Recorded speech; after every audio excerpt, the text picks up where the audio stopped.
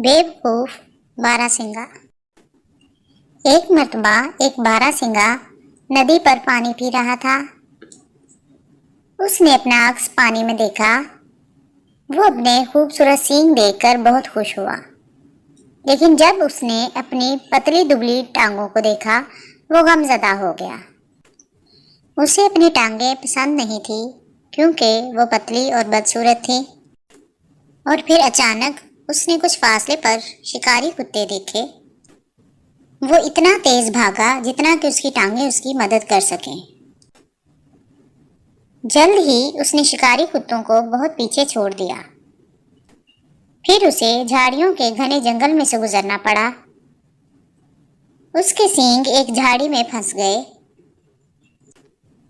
उसने अपने सींग उस झाड़ी में से निकालने की सख्त कोशिश की,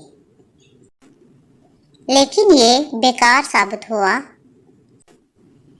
तब तक शिकारी कुत्ते वहां पहुंच चुके थे। वो उस पर टूट पड़े और उसके टुकड़े टुकड़े कर दिए। इखलाकी सबक: गरूर का सर हमेशा नीचा होता है। हर चमकती हुई चीज सोना नहीं होती।